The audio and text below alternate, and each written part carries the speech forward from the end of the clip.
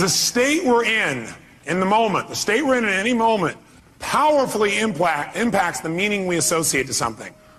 The state we're in the moment powerfully impacts the meaning that we associate to something or that we assign to something. So one way to change what things mean to you is just change your darn state. Is that true?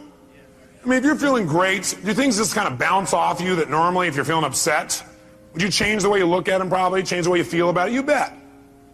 So we need to really still manage our state. And we talked about that a great deal last session. I want to make sure that that's part of your life's work. Because your life's work is really learning how to live in a way where you spend most of your time enjoying yourself, very little time in pain. Most of your time in pleasure, very little pain. And living your life hopefully in a way where not only do you feel good all the time, but the people around you feel good just by being around you. That because they're around you, they feel a lot less pain and a ton of pleasure. See, that's my idea of success.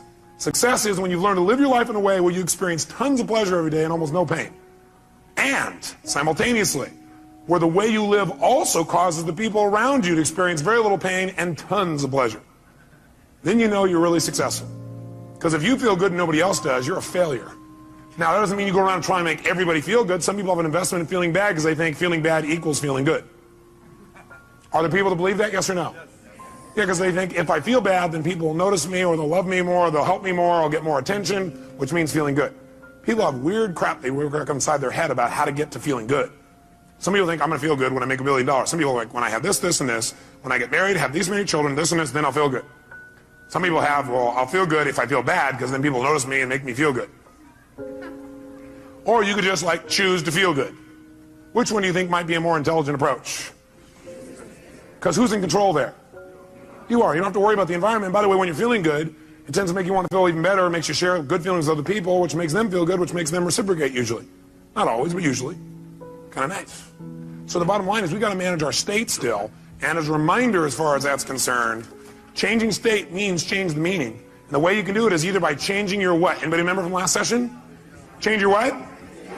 Change your what? Change your physiology. Physiology, again, means the way you move, the way you breathe, your facial expressions, your gestures. The way you use your body determines the way you feel. You got to remember that for the rest of your life. If you're not feeling the way you want to feel, the first thing you do is just change the way you're moving. Emotion is created by what? Motion. Emotion is created by motion. You have 50 muscles in your face. A slight change in any of these muscles will radically change the way you feel. Remember we did this last time, I think. What I'd like you to do right now, real quick, is create some tension in your body, some tension, then put a big, huge smile on your face while you're doing it and notice how it feels. How many feel somewhat excited when you feel this? Let me see a show of hands. You know why? Excitement has tension in it. The only difference is you send a different biochemistry into your body. You fire off different biochemicals when you make a smile. Physically, it changes. You want to get depressed? What do? Drop your shoulders, look down, breathe shallow, drool. Right? Change the way you move. Some people have limited emotions because they have limited motion. They're trying to express their feelings and they go, I have something important I want to share with you. Hear me. Feel me. I am man. Feel this? Versus, listen to me. Come on, let's make this happen. Let's do this. Do you understand what I'm talking about here? The more emotion you have, the more emotion you have. And there's certain emotions you're not feeling because you're not making certain movements happen in your face. You want to change that. You want to go for more. See, did I mention to you last time, did we talk about how certain people live together for a long time begin to look like each other? Did I mention it? Do you remember why? Because in order to be in rapport, we like people who are like us. So we mirror back similar facial expressions. We do it enough, and we literally mold our muscles to be in that way. And we use those kinds of emotions on an ongoing basis. A lot of people look like their dog. I don't have the explanation for that one. I don't know if they're mirroring in that case, right? Maybe they're trying to pick somebody like it, right? But see, the thing we got to realize is we got to control our physiology. So throughout this day, as last time, I want you to remember to live at level 10. You remember what that means? Living at level 10 means what you got to do is ask yourself on a scale from 0 to 10, where's my level of energy? 0 is dead, 10 is unstoppable. Which level is going to allow you to get more out of this weekend? Which one? 10, without a doubt. If nothing else happens from you coming to these fortune programs, but every time you get here, you demand from yourself for 4 days to live at level 10. Do you think you might develop a little stronger emotional muscle, yes or no? And pretty soon what used to be hard to do, like demanding 10, is the way you live. It's easy. It's like you can live that way easy, no problem. And now you go home and you live at that level. Does that impact your patients, yes or no? Yes. Does that impact each other in the office, yes or no? Does it impact your home life? Does that impact those ecstasy ideas we had about the relationship at home? Yes. See, if you're level 10 every time with your personal relationship, would that enhance it, yes or no? So how do you determine whether you're at 10 or not? You decide to go there, and the way you decide to go there is you've got to ask yourself on a regular basis, where am I? See, I found the more you measure something, the better it gets. But if you don't measure it, you're not going to do well. If you set a goal on New Year's Eve, and then you check next New Year's, you're in trouble. Because you had one correction. It was at the end of the year, and it was too late. Once a month, you got a better chance. Once a week, you can really have it. Once a day, you won't have a bad year, you won't have a bad month, the worst you have is a bad day. The more we measure, the better we get. So what we've got to do is ask ourselves, where are we on a scale from 0 to 10? Where are you right now on a scale from 0 to 10? Sit right now like you would if you're at level 10. Okay, that's clear, you weren't at 10 then, isn't it? Come on, sit the way you'd be at level 10. I mean, absolutely, totally energized, excited, having fun, being outrageous and playful. Sit the way you'd be sitting right now if you're at level 10. Come on. And oh, you're not at 10. Come on. Come on, this is not 10. Let me see 10 here. Come on, even more energy, come on. Most of you would probably have to make some noise or do something with your body to get to level 10. Come on, wake your body up. Come on, come on, come on, come on, come on. Come on, wake your body up. Come on. Come on. Come on. Now, this is level 10. Now, go to level 2. And imagine trying to learn at this pace for the next 3 days. Go back to level 10. Come on, go, go, go, go, go, go, go, go. Come on, come on, come on, come on, come on, come on, come on, come on, come on, come on. Now, I want you to commit you're not going to drop below level 8 for the rest of the weekend. Are you willing to do that? Yes or no? Yes or no? Great. Now, if it's tough to stay at level 10, you want to push yourself to level 20. So just as a reminder, stand up. Remember how we do this? We put ourselves in a yes state. All remember what that means? Good. Then what I want you to do right now is take off your jacket. You have that. Not your blouse, ma'am, just the jacket. Now we're going to put ourselves in that yes state. We're going to put ourselves in that state I talked about last time. Remember I gave you a metaphor the last time we were together, a reminder. I said there's a puddle of water here in front of me, and I'm an old person. And I come up to that water, what will I do? No, not just walk around it. I'll walk around it and bitch about it while I walk around it. Okay. But if I'm a kid, how do I deal with a puddle? That's right. Yes. Boom. That's the state we're going in. All those who want to do that for the weekend say aye. If you were in that state and somebody like came along and said, yeah, how do kids deal with that? They go, yeah. Would that be a healthier response than going, okay. I'm looking for new ways to hiss and get this person. Would that be more healthy, yes or no? Sure, it's more playful, it's more outrageous. Next time somebody is real bitchy, just get real bitchy back. We'll do it funny. Will that break their pattern? Yeah, you might piss them off even more. Well, at least we're moving them in some direction. So when I say now, what you're going to do is you're going to wake your body up like a little kid again. You're going to scream, wait. You're going to scream and yell and be totally outrageous like a kid. If you weren't here before, you'll catch on quick. Then, at the peak of our being totally bizarre, weird, outrageous, playful, seductive, fun, adventurous, and outrageous again, what we're going to do at the peak of that is we're going to go and we're going to clap our hands and say the word yes right at that moment. And when you clap your hands and say yes at that moment, your job is to create more energy, more excitement, more outrageousness than the moment before. We'll do it faster and faster. At the end, we'll do the will clap. But what I want you to do is go to level 20 on this. On a scale from 0 to 10, you're going to go to level 20. You go, that's impossible. That's why we're going to do it. Because also, once you've been to level 20, level 10 feels like you're relaxing by contrast. Okay, first let's just try the word yes strongly and notice how it feels again. Ready? Yes! Say it again stronger. Yes! Oh, even stronger. Yes! One more time. Yes! Yes! Does that feel pretty good? Yes! Okay, good. Now, let's put it all together. Be a little kid again, be outrageous, create some energy, come on.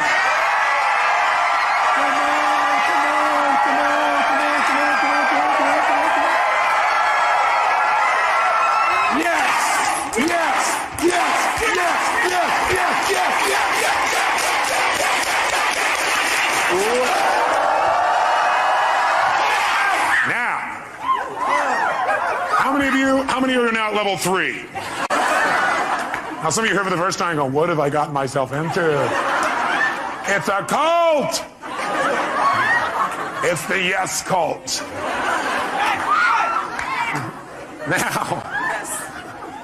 Now, how do you get a muscle? You push yourself beyond what's comfortable and you do it consistently. And that creates growth. So we're going to do it again. You go, I barely survived the first one.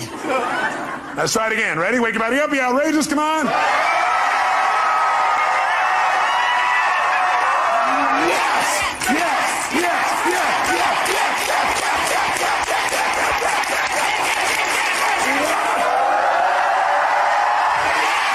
Now, in this state, if somebody had some petty upset with you, could you handle it?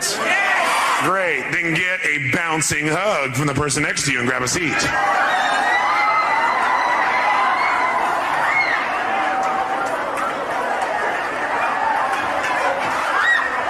And grab a seat.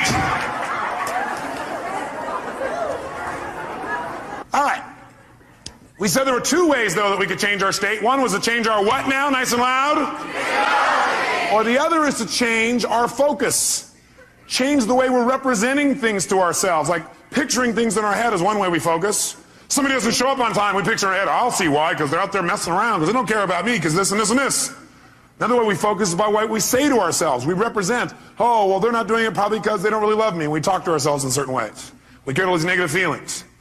But if we change what we focus on, we change what we feel. If you think of something you're afraid of and you focus on it, will you feel it? You bet. If you wanted to feel depressed right now, how many of you could pull it off? No problem.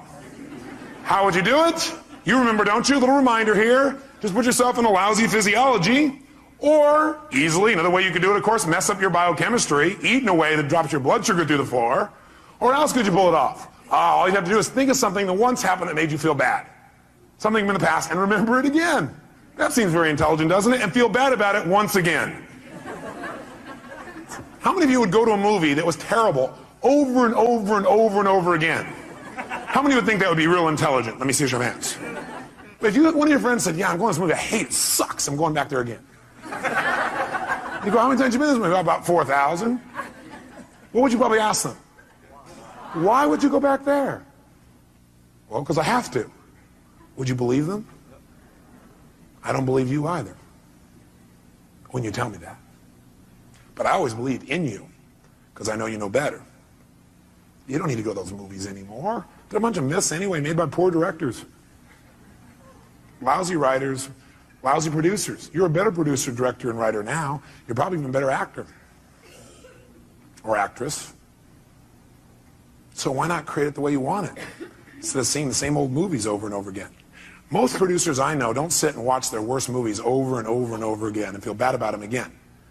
What most of them do is they go, that was part of my learning experience. Time to move on. How else could you feel bad, by the way? You could do it currently, couldn't you? All you have to do is think of something you think you've lost that maybe hasn't even happened.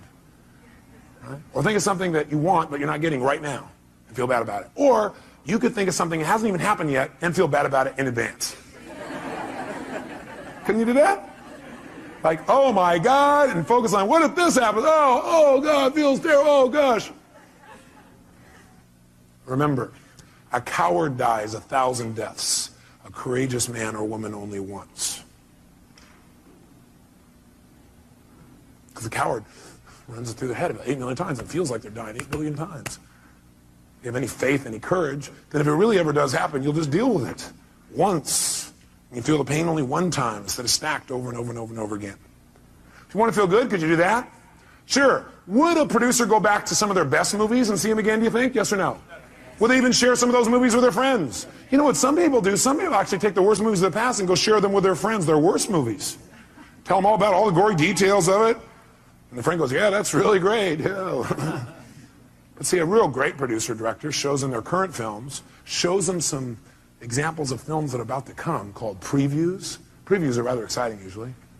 Or they show them the best films of their past and share those with them so that people get to enjoy more of their life. Maybe even learn something. Who knows? But you can remember something that once happened that was great, feel good about it. You can think of something right now that you could feel great about, or you could think of something that hasn't even happened yet and feel good about it in advance. What determines what you focus on, though, is one thing: the questions you ask yourself. The questions you ask yourself determine what you focus on in that moment. What questions you ask are usually controlled by your beliefs. Because you could ask any question, but unless you do it consciously, you'll just ask the same questions that are in alignment with your old beliefs, your old BS, belief systems. So the bottom line is we've got to ask better questions. And I will tell you the question I want you to learn to ask the next time you get upset with someone. This is the first question I would ask myself if I were you. What else could this mean? What else could this mean? I will know a person is intelligent when I say this and this happened. I started to get upset, and I thought to myself, well, what else could this mean?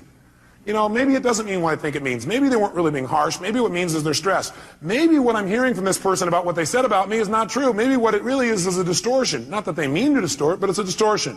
Maybe what I've heard this person said about me is a deletion. Maybe this person is generalizing. Maybe this person heard it through somebody else.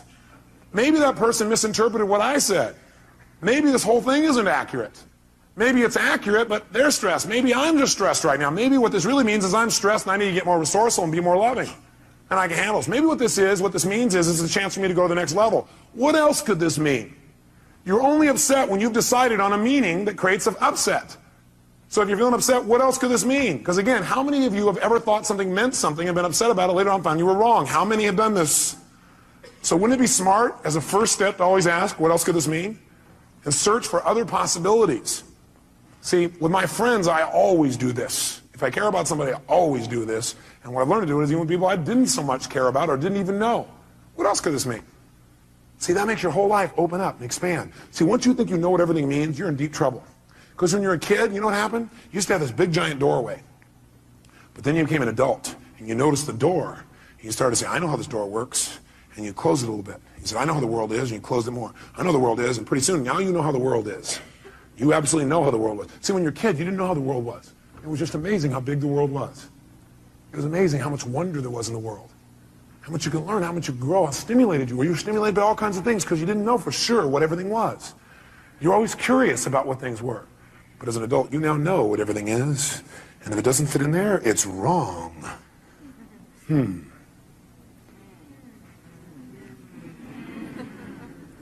want to open our door back open by saying, well, yeah, but what else could it mean? What else could it mean? What else could it mean? What else could it mean? What else could it mean? Feel a little freer. The other question I tend to ask myself is, do I know everything there is to know about this? Do I know everything there is to know about this? Somebody says something to you, they're really upset with you, or somebody raises their voice. That means they hate me. What else could it mean? Well, it could mean they're stressed. Could mean they don't understand. Could mean they don't even realize they're yelling. Could mean that they need some support. Could mean what I know it means, it's a cry for help. Could mean that I'm oversensitive right now. Could mean that I react to voice tonality instead of real feelings. Could mean nothing. Could just be something that came and went. Do I know everything there is to know about this? No, I don't know everything there is to know about this. I mean, there's all kinds of things that could be going on. I don't know. Opens your world again. We're going to teach you to do this in a format that makes sense. Now, the thing that happens, though, if we want to be able to really take control of our meaning is we got to pay attention to our emotions. So in your notes, write down emotions. And under emotions, in fact, you might want to write the word negative emotions. Negative emotions. Negative emotions. And then as soon as you write it down, cross it out. The word negative, anyway. What are some of your negative emotions? Tell me what they are. Fear, what else? Pardon me? Hate, what else? Anger, what else? Guilt, what else? Worry, what else? Upset, guilt, what else? Frustration. I got a question for you. Are they really negative? I'm here to tell you there's no way they're negative. Every emotion you've ever had in your life serves a purpose. The problem, the reason it's negative is you've been calling it negative instead of getting the message it's been trying to give you. Every emotion you have, including those you think of as negative, those ones you call negative emotions, I call them emotional messages. I also call them calls to action. All those negative emotions, as you used to label them, are really a call to action. Fear is a call to action. By the way, do you feel that call to action in your body when you're afraid? Yes or no? Does your adrenaline start pumping? Your whole system start gearing up? Emotions are a call to action. And the call to action says one of two things has to happen in that call to action. It's a message. Every emotion is a message. A call to action. And the action of the message it's trying to give you is that you need to change either, number one, your perception of this, or number two, your current actions. Every negative emotion you've ever felt is not negative. Now, you may be overusing them, I'll agree with you. You may be indulging in them, I agree with you. You may not be getting the message from them. What's making it negative is you're not getting the message it's trying to give you. But every emotion, fear, frustration, hate, anger, guilt, all of those emotions are here to serve you if you get quick the message. But what most of us do is we just indulge in the emotion. So we never get the message, and that's why it's negative, because it starts screwing up your body, because what it is a signal to act, and you're not acting. That's why you feel sick to your stomach. You're not acting. You just keep on indulging the emotion, not hearing the message. So the message is always, you must change something. Negative emotions are saying you got to change something. Either change the way you're perceiving this, change the meaning you link to this, change your perception, change your focus, or change your actions. Change what you're doing because it isn't working. That's why you're having that emotion. Don't make your emotions wrong. Appreciate them. Be grateful for them, but immediately then ask yourself, hey, what's the message that my emotion is trying to give me here? What do I need to change? My perception or my actions? Does this make sense? Yes, no? So then, how do we make use of it? Well, first of all, notice this. How do most of us deal with our emotions? Well, most of us deal with our emotions by suppressing them. In fact, before you write that down, actually, I put over here 4 ways to deal with emotions. 4 ways we deal with emotions. I think the number 1 way most people deal with their emotions is they try to avoid them. By the way, how effective is that? No. You might do it for a moment or two, but most people, they just try to avoid feeling. Isn't that true? People who don't like to feel negative feelings are so afraid of negative feelings, they try not to feel any feelings. Now, if you don't feel any feelings, you're really going to have some pain. Because that's what life is for. Part of the juice of life is expressing and feeling. But sometimes people have had so much pain, they say, I don't want to feel anything. It never works, because eventually it comes out anyway. And then you feel bad about never having felt bad. You feel bad about the fact you didn't feel good. You have a sense of loss because you didn't feel things. Second way people try and deal with their emotions is they endure them. They're going to grunt it out. I'm going to endure these. I'm going to make it through this. I'll hang on to this. And again, this doesn't work. Now, they may try and disassociate after a while here again, or they may try and suppress the emotion. I'll just endure it. I'll just keep pushing it down, and I'll make it through it. I'll just endure it. That doesn't make it better either. Third way, what some people do, I don't know if you've ever seen this happen. I'm sure you've never done this. People compete to see who feels the worst. Some people do is they keep track of their emotions so they can share them with other people and compete. So somebody says, oh man, I feel like hell. Oh, you feel like hell. Let me tell you how I feel. You think you got a problem. Let me tell you my problem. You think you got the biggest problem. Check out my problem. It stands out to here. And people sit there and try and argue about who's got the worst problem. Right? Or the fourth thing that I don't have up there that I'd say, the fourth thing that people do is try and share their pain. Share their problem.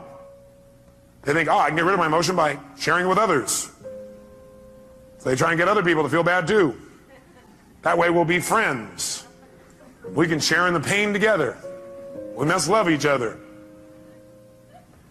Are these very intelligent ways to deal with your emotions, yes or no? No, you don't want to avoid them. You don't want to endure them. You don't want to compete for who's got the biggest and worst emotion. Try and make yours worse than somebody else's. You don't want to share them. Make them feel bad too. What a friend you are. Instead, what you want to do is step 5. Learn from them and utilize them. You want to learn from them and utilize them. Now, in order to learn from them and utilize them, in order to change an emotion, we have to change what something what's to us. Starts with an M. We have to change what something what? Means to us. When we change what something means, we transform our emotion. We have a transformation. Does that make sense? In other words, if I'm feeling really upset about something, I'm angry, angry, angry. Do I have to communicate that to get off my anger? No, not necessarily. I'm angry because of the meaning I linked up. What if I change what it means in my head and I realize, hey, that's not what it means? Then will I feel angry, yes or no? Yes or no? If I'm really angry about something, I'm angry because of what I've linked up to it. I'm saying, well, I'm angry because they did that and that means this. But if I really analyze it and I look at it for a while and I go, God, that's a bunch of crap. It doesn't really mean that. Then I've transformed my feeling. Do I now have to go to that person and say, what you did made me angry? Yes or no? Yes or no? No, because I don't have that feeling. I truly don't have it. I'm not suppressing it.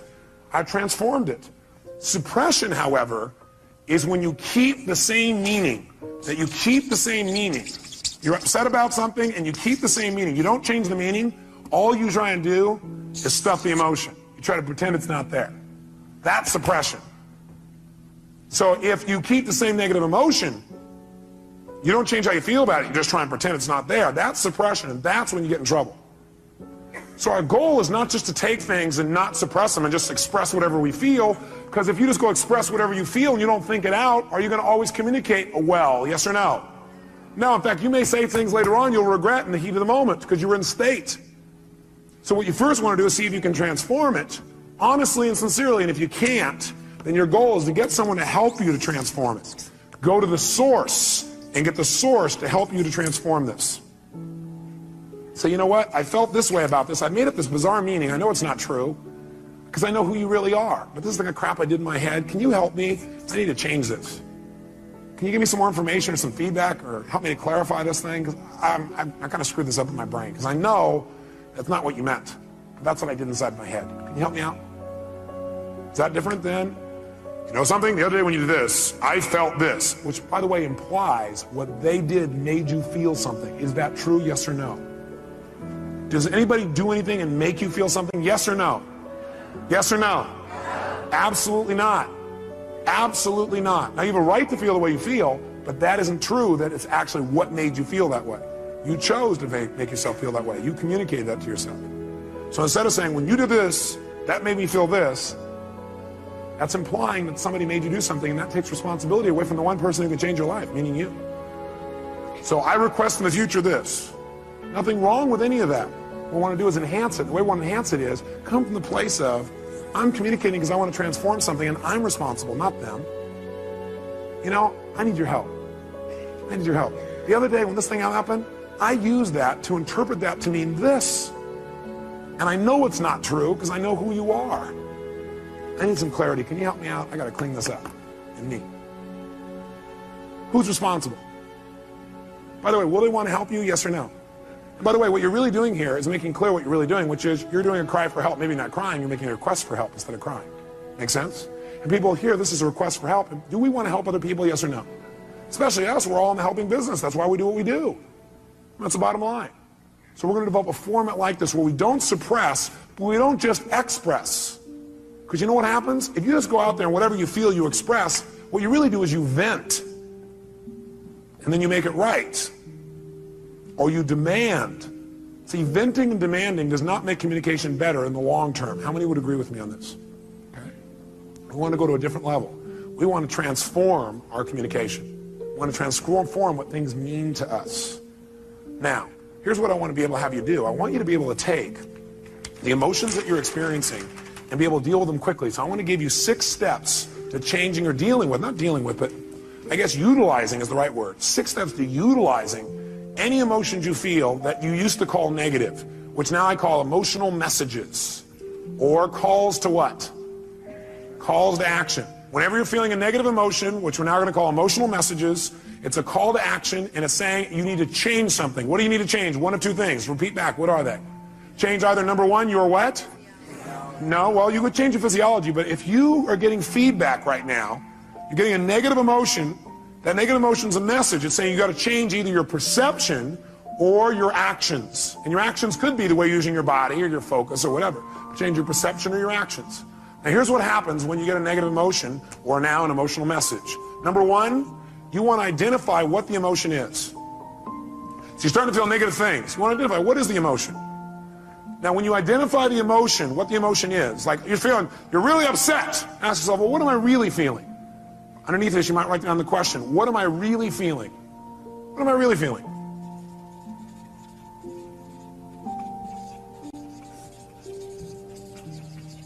So when you say, I'm upset, I'm going to say, what am I really feeling? And what might your answer be when you say, what am I really feeling? I'm upset with this person. What am I really feeling? I might be feeling hurt. Does that change how you feel in that moment as you identify that? Yes or no? Yes. And when you say, what am I really feeling? You might put a little note in your notes. Use some TV. Use some TV when you come up with your label. Transformational what? Vocabulary. So instead of saying, I'm destroyed, I'm devastated, I'm humiliated, you might say, I'm feeling a little bit hurt. Use TV and use what I call softeners. Softeners are the words like a little bit. So softeners and TV. Here's the second key. Once you've identified what it is, and by the way, usually it's going to be, I have a sense of hurt or a sense of loss. Almost all emotions will probably come down to that in most cases. Is that true? In most cases, not all. Second thing you do, acknowledge and appreciate the message it has for you. Don't deny your emotions. Don't avoid your emotions. Don't suppress your emotions. Don't make them wrong. Don't share them. Start by identifying what they really are and then acknowledge and appreciate the message it has for you. In other words, acknowledge, hey, this is a real emotion. I'm glad I'm having it. It's going to have a great message for me. Then go to step 3. Get incredibly curious. Get incredibly curious as to what it has to offer you, as to what the message is. Get incredibly curious as to what the message is. Underneath this one, number 3, as you get incredibly curious as to what the message is, write down the question. What is the real message this emotion is giving me? What is the real message this emotion is trying to give me? What is the real message this emotion is trying to give me? And I'll offer you some ways to do this. Let's do all 6 though so you know where we're going. Step 4. Okay, the question on 3, some of you are still there. Question number 3 is, what is the message this emotion is trying to give me? What's the real message? Number 4, get yourself to feel reassured that you can deal with this emotion. Get yourself to feel reassured that you can deal with this emotion. See, a lot of times the stress is, oh my God, how am I going to deal with this? So get yourself reassured you can deal with emotion. And the way you do that is, remember a time when you've dealt with this emotion successfully in the past. Remember a time when you've dealt with this emotion successfully in the past. So if all of a sudden you start to feel depressed, that's a pretty negative feeling. I, first of all, wouldn't call it depression. I'd say a little bit down. But the first thing you do is you go, okay, I'm feeling this terrible feeling. I start to feel depressed. Well, what am I really feeling? Well, I'm really just feeling a little bit down. Okay, great. You know what? That's great. I appreciate it. That's a message. I need to get curious. What is that message? What's the message this thing's trying to give me? And what depression's message usually is, by the way, is you need to reset your priorities. That you don't feel like you're in control. That you got too many things going at once. You feel out of control when you're depressed. So what you have to do is set some priorities and go do the first one on your list. That's what the message is telling you. You feel out of control. The way to get in control, reset your priorities and go do one thing and complete it. The minute you do, your self-esteem will go right back up. So that's the message. So what's the message it's offering me? And by the way, I'm going to teach you the 9 most powerful emotions that you probably experience, what their messages are. So you won't have to wonder about this. You'll know what they are. Step 4, get yourself to feel reassured by remembering times when you've dealt with this in the past. Have you ever felt a little bit down before, what you used to call depressed? How many have ever felt that way in the past? Let me see your hands. How many have dealt with it? Let me see your hands. Great. If you remember that, 2 things happen. You're going to feel reassured you can deal with it, plus you're going to remember how you did it, which means you can use what you did in the past to change it right now. Why wait? Most of us forget the best parts of our past, which is how we dealt with things and turned them around. We just remember the negative feelings. That's kind of weird. Maybe you need to manage our memories better. Remember the things that have resources for us and forget the things that don't. Number 5, get certain. Get certain that you can handle anything like this in the future. Get certain. Not only can you deal with the emotion you have right now, but what you should do is use this as an opportunity to be certain for yourself. Get yourself certain, if it ever happens in the future, I'll handle this emotion quicker and easier. Get certain that you can handle anything like this in the future by rehearsing yourself dealing with it in the future. In other words, think of a time in the future where this depression could have come up and see yourself, feel yourself rehearsing again. Use this as a tool of empowerment. So you remember a time when you were depressed before, you a little bit down, you turned it around. It took you a while, but you turned it around. You remember what you did. Oh, I dealt with this before, I can deal with it again. And then you say, let me take this opportunity to get certain that I can handle this if it ever came up in the future. And the way I'm going to do that, I'm going to sit down right now, and I'm going to think of, okay, what kind of things might happen in the future? I might get depressed. Well, I might expect something didn't work, feel bad about it. Let me think of a time like that. Okay, let me see myself, hear myself, feel myself deal with it. You see, hear, and feel yourself dealing with it easily. And you do this 2, 3, or 4 times. If you keep doing it 2, 3, or 4 times, then in the future when it comes up, guess what your brain will do? Your brain will go, oh, I can handle this.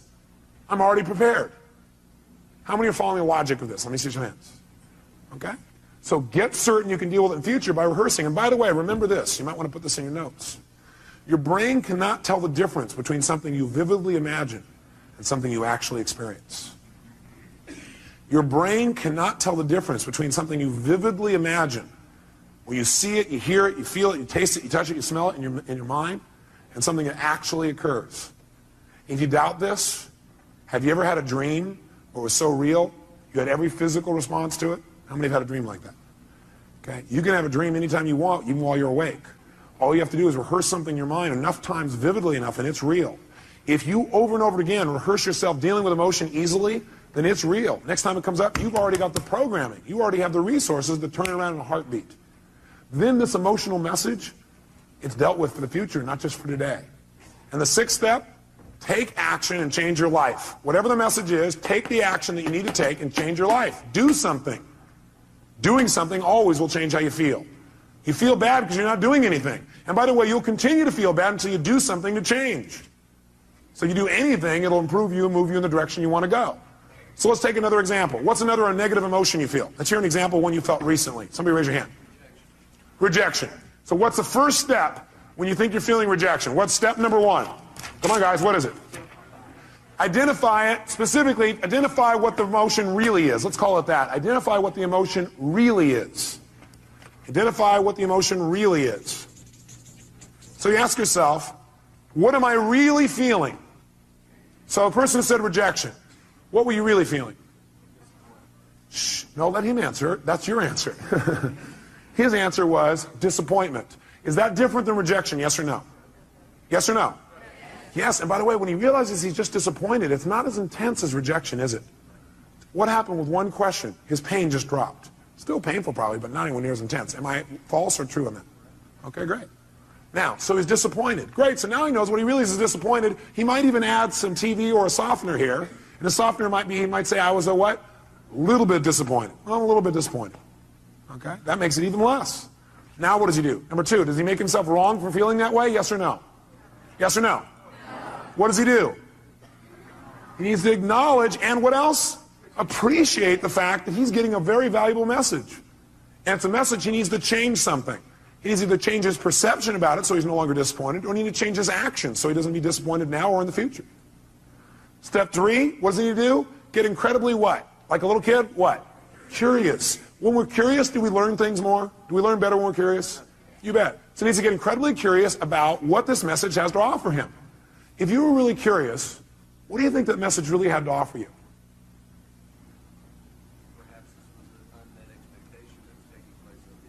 Perhaps this was just an unmet expectation that was taking place up here and it wasn't even reality. What's happening to his level of emotional intensity right now? How many see that it's dropping? Can you see that? Okay, it's dropping right now. You go, great. Can you remember a time? Next step is get himself what? What? Great. And the way to do that is get him to what? Remember a time when he's dealt with it. Have you ever been disappointed before and dealt with it? Can you remember a specific time? And you turned it around, made it good? Can you remember a specific one? Think for a moment of time when you turned around and you made it great. You actually took it and made it to your advantage. Remember a time like that? How'd that feel? So you know how to deal with this, don't you? Well, I got a question for you. What did you do back then that changed it? He redefined the terms he was going to use. He changed his perception or his rules. Great. How'd that feel when you resolved it? So great. So when he goes to reassure this, two things happen in the reassurance. One is he sees he can deal with it. He sees and feels he can deal with this easily. And number two, he sees how. And number three, he remembers how good it feels to relieve himself from the feeling. So he remembers how good it feels to get rid of it. Which, by the way, makes him want to get rid of it right now. And what's the last two steps? Step number 5. What do we want to make sure? We want to make sure he doesn't just not feel bad about it anymore now, but we want to make sure his future's better. We want to get him what? Get what? Certain that he can handle this in the future.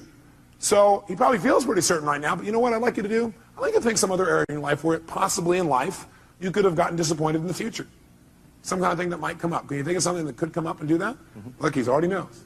Close your eyes for a minute. And just for a moment, what I want you to do is I want you to think of that thing starting to happen when you start to get disappointed or feel rejected, actually, is what you did initially. Then you realize you're just disappointed, and then you just handle it. See yourself handling it in the future even better than you have in the past. And notice how good it feels the minute you handle it. Can you feel that? Think of another time, something else that could happen in the future, where it might have been real major disappointment. But see yourself handling it real quickly, real easy, getting off and making it work, and notice how good you feel as soon as you handle it. Got it.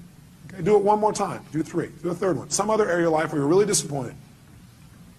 See and feel yourself handling that real easily, real quickly. Got it. Good. How do you feel about your ability to deal with this in the future? More confident. Yeah. How many can hear it in his voice? Can you hear that? He has a depth in his voice. And the last thing is, go take action and change it. He may have already done that if it was changing a perception, or he can go do it physically. How many follow the system? Okay, we're going to do one more. I need a volunteer up here so everybody can see this person, because if you would have saw his face just now, it changed. Somebody who's had an emotion that you really, recently had and it bugged you or created some negative feeling for you. Somebody's got one of those. Oh, nobody in the whole room. God, I don't want to be out there. I don't know what he'll do. Boy, all these people here are pointing to this guy here. Is that your staff pointing at you, Dr. Bob? Dr. Bob, give him a hand. Yes, indeed.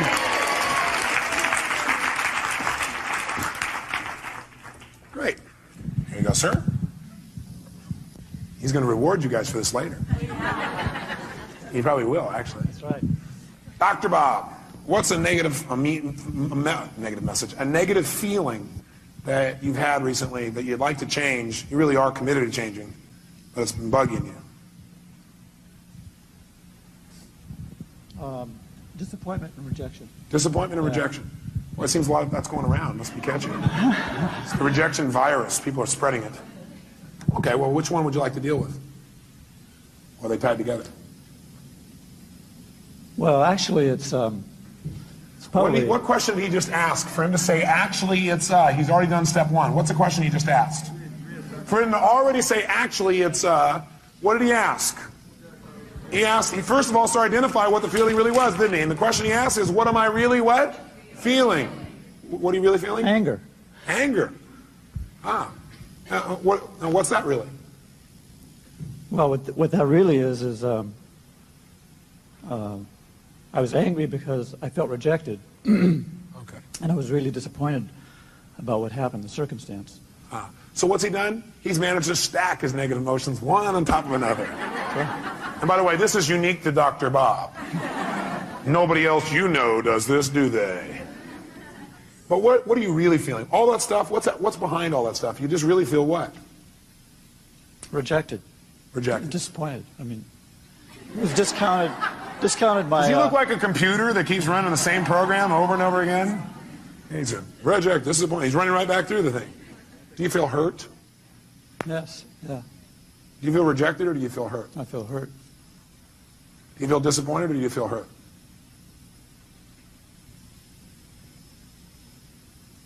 Or do you feel a sense of loss? A sense of loss. Do you feel rejected or do you feel a sense of loss? Sense of loss. Do you feel angry or do you feel a sense of loss? Sense of loss. Do you feel hurt or do you feel a sense of loss? Loss. What does it always come down to?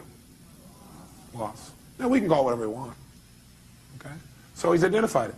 So, next question is, what do we want him to do? Should he feel bad about having those feelings, yes or no?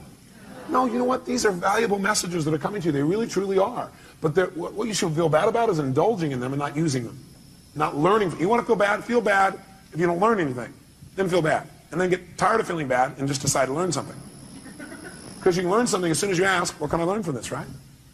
So right now, instead of making them wrong, what I want you to do for a moment is really appreciate those emotions. Acknowledge the fact those emotions have a valuable message.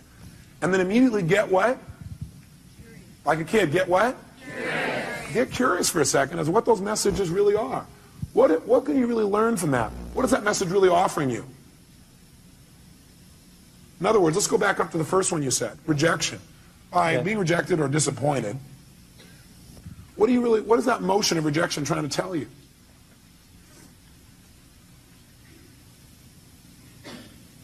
The relationship's important. Love's important. It's telling him that relationship's important, that love is really important to him. Is that a valuable message? Yeah. What was that disappointed in telling you? What was the message it was trying to tell you?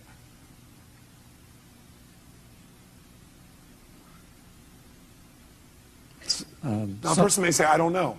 If you did know and it had a positive message, it's always telling you to change something. Mm-hmm. It's telling you to change your perception about something, or it's telling you to change your actions.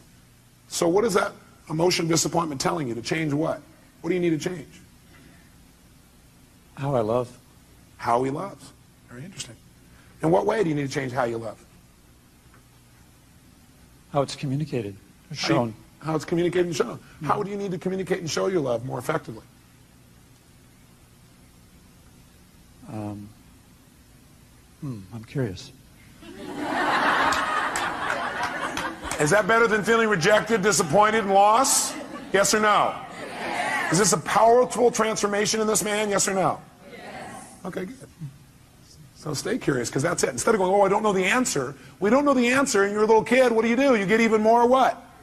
If you don't know the answer, don't go, oh, God, I don't know the answer, but at that time, I don't know, I feel so... They go, I'm getting more curious. You have plenty of time, because curiosity is valuable. What would you guess? Need to be more, I'm confused. Good. Confused means you're about to make a change. Is that true? See, when you know what things mean, you'll just keep doing it the way you've always done it. He was not confused when he went, I'm disappointed, I'm rejected, I'm frustrated. In fact, he kept doing it over and over again because he was not confused. He knew exactly how to do that. Now he's confused. His little brain's going, this little computer program's not working the same way.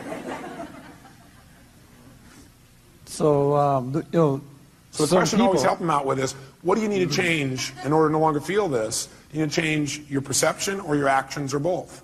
And what do you need to change about your perceptions? What do you need to change about your actions? You might want to write that down. But go ahead. So my action should be different. I mean, if what I did didn't work, I need to try something else. That's right. So I need to communicate that differently or behave differently. Okay. How many hear what he just said? Did you understand what he said? He said what it's saying is the way I communicated, the fact I got rejected is a message that love's really important to me, and that I need to change the way I'm communicating so I get what I want. Because obviously it didn't work, so I got to change my approach. Is that true? Is that different than I'm not worthwhile as a meaning, or they don't love me as a meaning? Yes or no?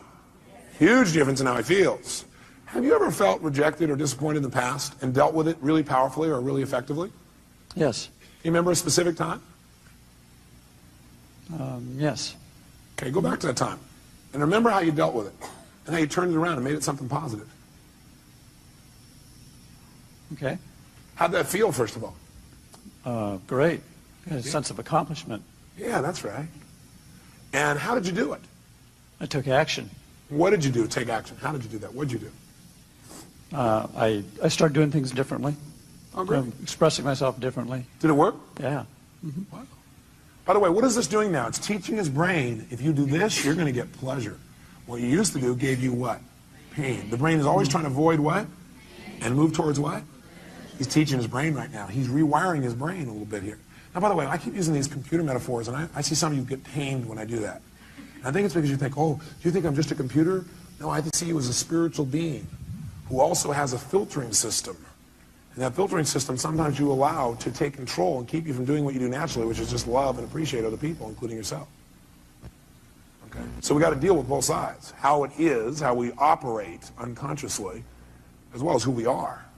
We want to deal with how we operate so we can be more of who we are. Now, I'd like you to think about this for the future. First of all, you feel pretty good about you being able to deal with it right now? Yes. Yeah. And by the way, does he really look like he can deal with it now? Yes or no? So think about the future. I'd like you to think of some place in the future where you could have felt rejected or disappointed. Something that could come up that could cause you to feel rejected or disappointed. Okay. Okay? Mm-hmm. Close your eyes if you would, and see yourself using your skills and handling it 10 times better, quicker, more easily, turning it around right away. And feel how good it feels to turn that around. Okay. How does that feel? Feels good. Yeah. Can you do it? Yes. Easily or hard? I can do it. You can do it. Okay, great. So now I want you to do it. That's great. So now I want you to close your eyes, and I want you to think of another time where it would come up. Only this time I want you to do it easily. I want you, there are resources inside of yourself you haven't thought of before, and I want you to do it and even enjoy it. Turn around and make it happen easier and quicker. Okay. Okay, look at it. If I ask him to do it, can he do that? Yes. Yes. I'm asking him a better question. It gives him better resources. Okay. Can you see yourself handling it quicker and easier in that one? Yes. How does that feel? Great. How many see the difference and hear it in his voice? Great, let's do one more. Think of something else that could come out in the future where you could have felt rejected, disappointed, but now, heck no, you handle it really easily, real quickly, just like this. Okay. Have you already done it? Mm-hmm. Done. He's getting a little faster at this, isn't he? He's got some experience. How do you feel when you do that? Super. Super. Look at him. Look at his face. Now, if someone were to say, I'm going to reject you now. Thank you very much. Give him a hand. Thank you very much, sir.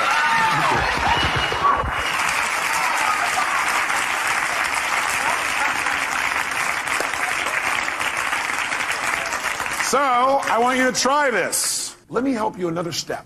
Would it be useful instead of you seeing, well, none of you are inside here trying to search around going, what does this emotion mean? I don't know what it means. Let me give you 9 emotions and what they usually mean. Okay, would that be helpful? Great. Sit up in your chair with some energy then. Put yourself in a peak state. And let's take a look at what 9 of these emotions, or 8 or 7 or whatever I put up here are. Number 1, fear.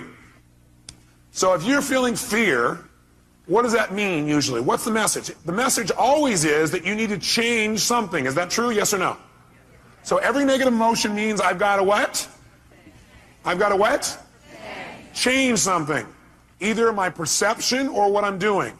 Fear means that you got to prepare for something. You're afraid because your brain's saying message is prepare. Change what you're doing and get more prepared.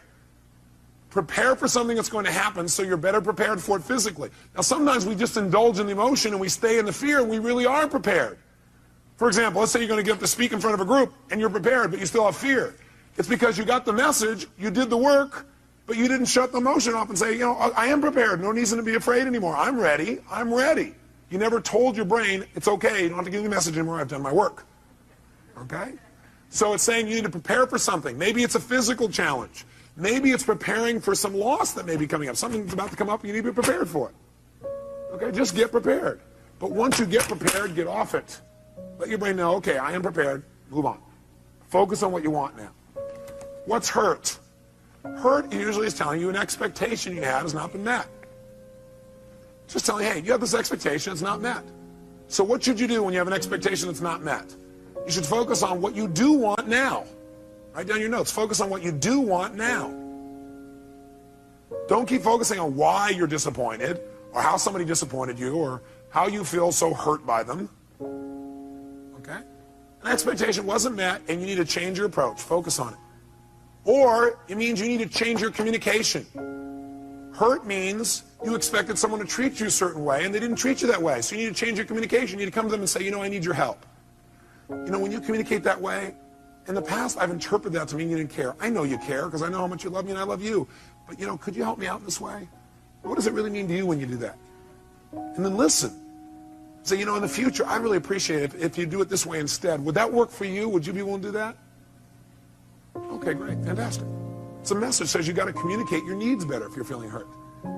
Hurt means I need to communicate my needs better. Or hurt also means I need to meet someone else's needs. So you feel hurt because you need to meet their needs. That's why they didn't meet yours. Either you're not meeting their needs or you're not communicating how to have your needs be met.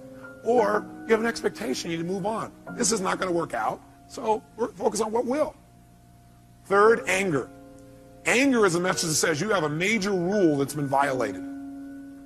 When you're angry, you have a rule that's been violated. We all have rules about how things must be and how they should be. And boy, some rules, if somebody violates some of our rules, man, we really get angry, don't we? By the way, you may also be angry because you violated your own rules. Is that true? Yeah, you're not doing what you believe you must do, and you get angry with yourself. Sometimes we get angry with ourselves, we spread that out towards somebody else, find somebody to lay blame on. 4, frustration. Frustration is a message that what you're doing isn't working, and that you need to what? Change. If you're frustrated, it means you still can succeed, but you got to change. You're frustrated, says God, something's here and you know you could succeed, and you're frustrated because what you're doing isn't working. Change and you can still get what you want. Flex. Disappointment. Disappointment's a message, again, that you expected something to happen, it's not going to. So immediately focus on what you want now. Focus on what you want now. It's a message that you have to get off it. You need to let go of something and move on and focus on what you want now. Guilt. Guilt is a powerful emotion if it's not abused and overused and indulged in. Any of these emotions are lousy if you indulge in them. Would you agree with me on that? Sit there and indulge in your fear and your hurt and your anger. Indulging means you keep focusing on the feeling instead of getting the message and moving on and learning. Guilt, though, can be valuable. It's telling you you have violated one of your own standards. And you need to do something immediately to be certain you won't do this again. You're having that pain of guilt because your brain is saying you just violated one of your most important standards of your life. You violated one of your own values. And you're going to keep getting this pain until you make yourself certain you're not going to do this again. You know what some people do? They just keep going back and feeling guilty about what they did in the past. The message is saying, get clear you broke your own rules and commit no matter what, you're not going to do it again. Make it clear, be certain you're not going to do it again, and your guilt will go away like that. Because that's the purpose of guilt, to make sure you don't violate your standards and make sure you do it well in the future. Could your standards be unreasonable? You bet. There's a woman in this room I heard about it was feeling guilty because last night she came here and she wasn't with her kids on Halloween. Oh my God. Can you believe that? Let's all look at that person. I don't know where they are. Let's pretend we can see them and give them dirty looks. How dare you? Come on, return the person. How dare you? Now, you know something's funny? We all have rules. Are rules always fair, yes or no? No. Sometimes we have totally unreasonable rules. Like in order to be successful, we have to change the entire world tomorrow, have everybody happy all the time, have everybody love us at every moment, have our kids be thrilled, make $8 billion a year, right? It's been pretty hard to meet that rule. So sometimes the feedback you're getting about frustration or disappointment is, sometimes it's saying, you got totally unfair rules for yourself. Sometimes when you're angry, you may be saying, your rules are too stringent for other people. Maybe you need to remember about those people with quintuplets. Have a few less rules. You have a lot less anger. Does that make sense? 7, if you feel overwhelmed, helpless, or depressed. Overwhelmed, helpless, or depressed, that's a message. And the message that your brain is giving you is, you're over-chunked. What people usually say is, oh man, there's too much, I gotta change everything in my life. You can't change everything in your life at one time. Do it a step at a time. Where do you start? Where you are. Sit down and reprioritize. Overwhelmed or depressed says, sit down and prioritize. That is, just write a list of what's most important for you to do. What could you do right away to start feeling better? What could I do right away to start feeling better? What could I do to take control right away? It won't solve it all. What could you do? Make a list in order. And then go do the first one. Take action. This is saying, overwhelmed is saying, you got to stop trying to do everything at once. You need to make a list of what you need to do and do one thing well. As soon as you do that one thing well, you'll feel like you're in control of your life. You keep one commitment to yourself, and all of a sudden you feel good again. You start feeling like you're in control. You don't feel depressed anymore. How many buy this theory? I tell you, if you do it, it'll work. Feeling alone. All that is a message that you need to connect with people. You need to change the way you're doing it. Right now, you're perceiving you're alone. Change what your perception is. You need to change your action. Go out and meet somebody. Go out and talk to somebody. Go out and initiate. Go out and be more loving. Right? So if you're feeling alone, it means, hey, go out. It means you need to connect with another human being. And 9, if you feel inadequate, that's a message that you need to either change your standards because you're being unfair to yourself, or get committed in mastering this area. Change your standards. Some people they feel inadequate unless they're perfect at something the day they started. How many were great the first day that you ever tried to tie your shoes? No. How many of you are confident in tying your shoes now? Can I see your hands? How many are real confident? No. How many feel like, man, you can flat out tie your shoes, no problem? Let me see if hands here. No problem. Why? That's right, because you do it all the time. So you do anything you do over and over again, you get good at. If you're feeling inadequate, maybe because your standard is you're trying to be perfect the first time. You're not going to be perfect the first time. How dumb.